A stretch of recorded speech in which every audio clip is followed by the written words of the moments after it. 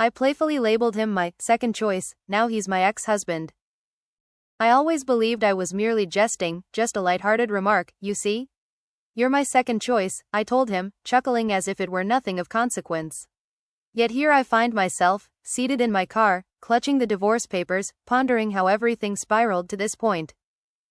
My name is Jessica, I am 31 years old, and this is the tale of how a seemingly innocent joke unraveled the fabric of my marriage. It began with the familiar elements, family, children, the everyday rhythm of life. Sophia, our 7-year-old, and little Lucas, just 4, are the two kids. You're familiar with the experience. The entirety of your existence is centered upon them. The school runs, the birthday celebrations, maintaining the harmony of the household.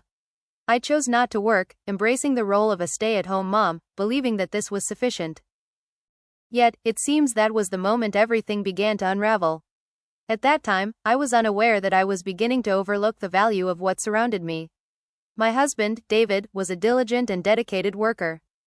He would return home, weary from the long hours, and I would share the details of my day, discussing the children or voicing my frustrations about the house, and gradually, I found myself harboring resentment towards him. He consistently fulfilled his role, ever present and unwavering in his responsibilities. Yet, what of my own existence? What of my needs? I spent the entire day with the children, managing all the responsibilities. Attention eluded me, and with each passing moment, that frustration began to swell within me. On that Friday night, a rare moment unfolded, one blessedly devoid of the children. David endeavored to prepare a delightful dinner for us, while I savored a glass of wine. As we sat around the table, engaged in conversation, I casually made the remark. I can hardly recall what transpired before that moment. Perhaps it was the countless hours he had dedicated to overtime that week, or the sheer fatigue I felt from managing the kids. I simply let it slip, as if it were a jest. It's interesting to think about how different my life could have been if I had chosen another path in love. You are my alternative option. A chuckle escaped my lips. He did not. I caught a glimpse of it in his eyes, yet I convinced myself I could dismiss it. That was undoubtedly a foolish remark, wasn't it? Yet, it was far from foolish. It was sharp. I noticed the pain lurking in his gaze, yet I failed to pause and reflect on it. I initially perceived his behavior as sensitivity, but in hindsight, I realized that this was far from the truth. From that moment, the dynamics between us began to change. Small details. Minor disputes, despite the fact that we had never truly clashed in such a manner before. I gave it little thought. I inhabited a realm of my own creation. Embracing the role of a mother, tirelessly dedicating oneself to the children, while ensuring the household operates seamlessly. In contrast, David appeared more subdued, not as present. Then arrived the twilight hours. I would inquire about his recent activities, and he would respond with a lackluster answer. Occasionally, he would venture out for drinks with his friends after work, or so he claimed. I accepted it without hesitation. Perhaps I ought to have, yet I chose not to. I aimed to avoid coming across as controlling, and I definitely wished to steer clear of appearing as a nag. Yet, I sensed it. The gap widened, and with it, my anger intensified. Throughout the day, I found myself in solitude with the children, while he was out in the world, engaged in his work and living his own life. It began to gnaw at my thoughts. One evening, I observed that he was engaged in texting more frequently, yet I chose not to dwell on it. He was merely maintaining a sense of distance, nothing more. Yet, I suppose I longed for his return, for him to reclaim the essence of the man I had wed, the one who was once so attentive and engaged. Thus, I maintained my flow of humor, you see? To break the stillness, to seek a spark of response. As if it held no significance to me. Yet, beneath the surface, my feelings ran deeper than I ever revealed. Everything erupted one evening as I returned home sooner than expected after taking Sophia to her friend's place. As I entered our bedroom, I discovered him sprawled on the bed, phone in hand, engaged in a flurry of messages with someone unseen. Initially, I assumed it was merely a friend of his, but then I noticed the name, Olivia. My heart sank. Olivia? I was unfamiliar with Olivia. I fixed my gaze on him for a brief moment, and as he became aware of my presence, the color drained from his face. Uncertain of how to articulate my thoughts, I impulsively exclaimed, "Who the hell is Olivia?" He stood motionless. Initially, silence enveloped the moment. His gaze darted about, avoiding contact with mine at all costs. He finally declared her to be merely a coworker. Yet, there was an unsettling quality in the manner of his delivery that lingered in my mind. I held on tightly. Is it truly a coworker? It certainly appears otherwise. The guilt was palpable on his face, a silent testament to the unease that lingered in the air. Yet, in that moment, his feelings were far from my mind. My thoughts hadn't even wandered to our children. I simply sought to understand what was unfolding. What could have prompted him to send her a message? Our debate stretched on for hours, and by the conclusion, I found myself utterly convinced of his deceit. Fury consumed me to the point where clarity eluded my vision. The details of our conversation have slipped from my memory. Yet, the sensation lingers in my memory, that unsettling knot deep within me. Fury and envy. I shoved him back with greater force, and he reciprocated in kind. The chasm between us continued to expand, and I remained oblivious until the moment had passed me by. In retrospect, I realize the extent to which I pressured him. I recognize that I fell short of being the ideal wife, and I certainly did not embody the essence of a perfect mother. Yet, a fire of anger burned within me. I felt pain, yet my pride held me back from acknowledging it. Perhaps if I had refrained from crafting those jokes. Perhaps if I had simply opened up to him, expressed my feelings, rather than resorting to actions that only deepened my bitterness. Perhaps had I possessed a touch more self-awareness. Yet here I find myself, clutching these divorce papers, grasping the fragments of something I have shattered. And I find myself pondering whether I will ever reclaim it. If we ever return to the way things once were, I was the one who made that joke. However, I remain unconvinced that we will. Not after all that has transpired. Do you believe there were alternative paths I could have taken? Or was this the inevitable conclusion all along? Following that night, everything transformed. David began to linger longer at the office, and the strain between us became increasingly intolerable. The memories of those lengthy pauses during dinner linger, the way he would place his phone face down on the table, as if concealing a secret. I continued to fill the silence with laughter, masking my true feelings, as if everything was perfectly normal, as if nothing had transpired. Yet, beneath the surface, I sensed that we were coming apart at the seams. As the weeks slipped by, I endeavored to dismiss the mounting sense of unease that lingered in the air. I even reassured myself that I was being overly dramatic. Perhaps I was. It's possible that Olivia was merely a colleague, don't you think? Yet, as I pondered further, an unsettling realization began to take shape within me. On a sunlit afternoon, I decided to collect Sophia from school ahead of schedule. I had plans to meet a friend for coffee, yet I chose to surprise David at his home instead. I felt an urge to confront him, perhaps. I aimed to witness him in the very moment of his actions. Upon entering, the initial sensation that struck me was the aroma. It was peculiar, not reminiscent of a warm, home-cooked meal, but rather akin to an alluring fragrance. I entered our bedroom, and there, on the bed, lay David. He found himself in the company of others. Olivia sat beside him, laughter spilling from her lips, her legs elegantly crossed on the bed as if they had found their perfect perch for hours.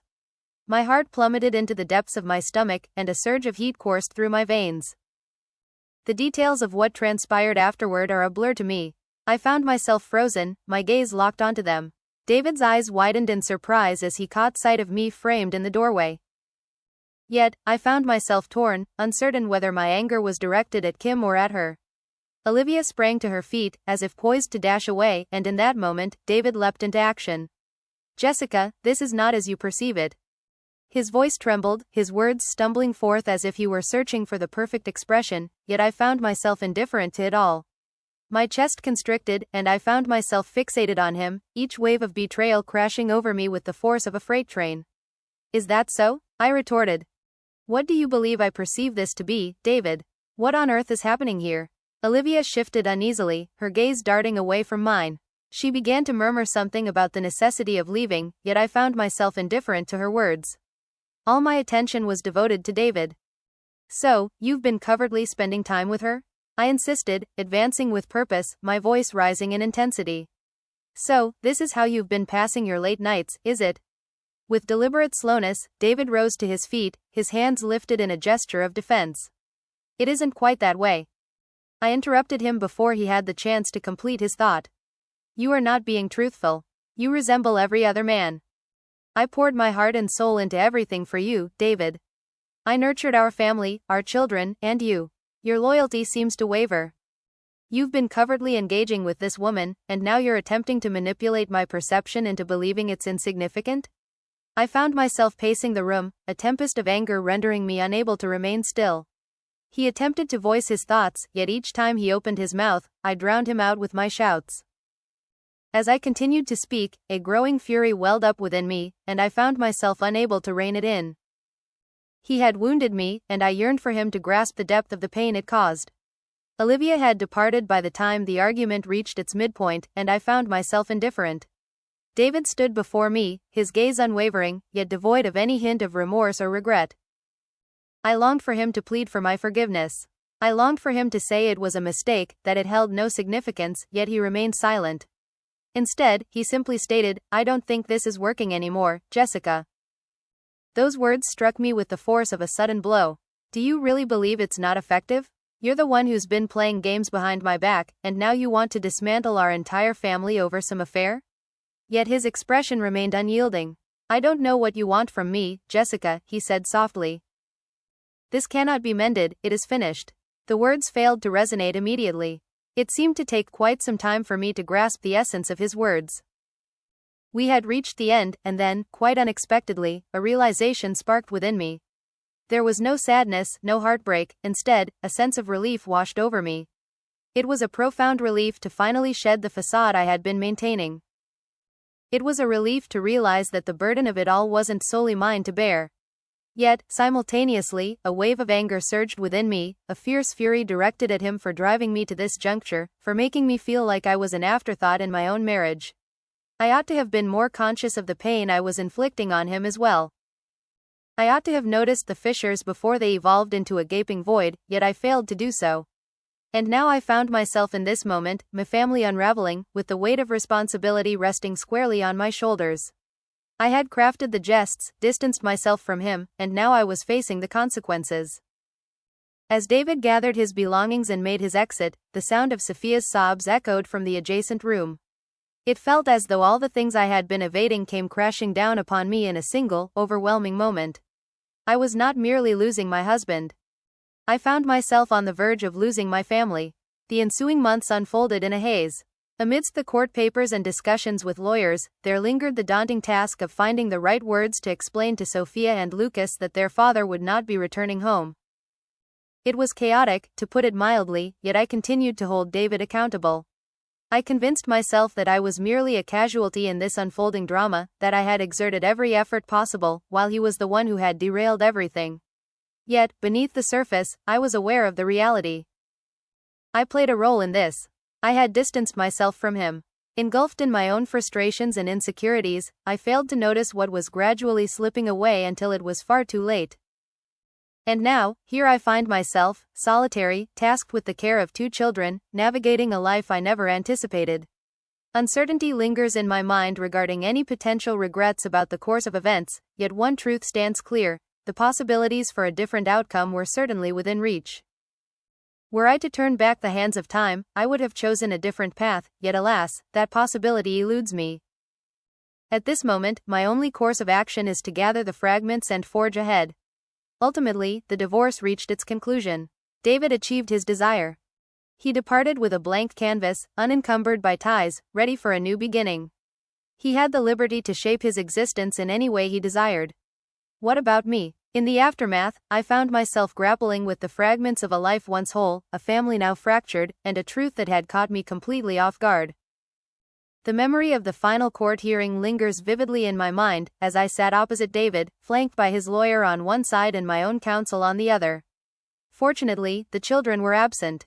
Their parents' disputes over the house and the settlement were not something they needed to witness. That was the final thing they required. Throughout the proceedings, David averted his gaze from me entirely. He exuded a sense of calm and composure, as if this were merely a matter of business to him. Perhaps it was. Perhaps it was simpler for him to let go, as he had long since distanced himself. Yet, for me, it unfolded in an entirely different manner. I found myself unprepared to release the bonds of the family we had forged, despite my role in its unraveling. I remained in that marriage for years, for the sake of the children, for the promise of stability. And now it seemed as though all of that had been in vain. It wasn't until I found myself with nothing that I truly understood the depth of what I had overlooked. I had always been the devoted wife at home, the one who held everything in place. Yet, I found myself compelled to face the truth of my own decisions. I had overlooked the fissures that were emerging in our marriage. I had become so absorbed in my own frustrations and insecurities that I allowed everything to slip through my fingers. In that process, I lost the man I believed I could rely on. And, most significantly, I lost my family. The most unfortunate aspect? The only person I could hold accountable was myself. David transitioned swiftly, as is the tendency of many men. He discovered a new companion. A person unfamiliar with the man I once adored, someone who encountered the version of him unburdened by the weight of my past attachments. And though I loathed to acknowledge it, a tiny fragment of my being harbored resentment toward her for that. Yet, beyond all else, I loathed my very being. I despised the way I had allowed everything to crumble, how I had permitted the anger and frustration to accumulate, until the moment arrived when it was far too late to mend anything. I found myself tasked with the solitary journey of reconstructing my life. Undoubtedly, there were instances of vulnerability. As I reflected on the possibilities that might have unfolded, I found myself pondering the potential for reconciliation. Yet, beneath the surface, I understood that there was not. The harm was irrevocably inflicted. David had turned the page. All that remained were the hard-earned lessons I had gathered along the way. I never aspired to be the type of woman who cast blame on others for her troubles, yet that had become my reality. In my relentless pursuit of blame, I had become ensnared in the role of the victim, oblivious to the part one played in the chaos surrounding us. In the stillness of my home, where the soft hum of the refrigerator mingled with the faint laughter of my children, I grasped the profound significance of that moment. Life would forever be altered. Though I may never reclaim what was once mine, one certainty remained clear to me. I shall never again overlook the value of my family, my husband, or the choices I make. Here I stand, embarking on the journey of single motherhood, striving to improve and to provide the best for my children. Yet, it proves to be a challenge, and on certain days, I find myself questioning if I will ever truly master it. Perhaps that is precisely the essence of it. Perhaps the errors I've committed are the sole path to my understanding. Perhaps, in the end, I will emerge from this experience even stronger. At this moment, my sole focus is on enduring the challenges ahead. To ensure my children remain unburdened by the shadows of my past missteps, to navigate the intricate path of self-acceptance in the aftermath of all that has transpired. And that is precisely my current position. Continuing to navigate the complexities of it all. Continuing the journey of discovery. I wish for those who may find themselves in circumstances similar to mine to glean wisdom from my missteps before the opportunity slips away.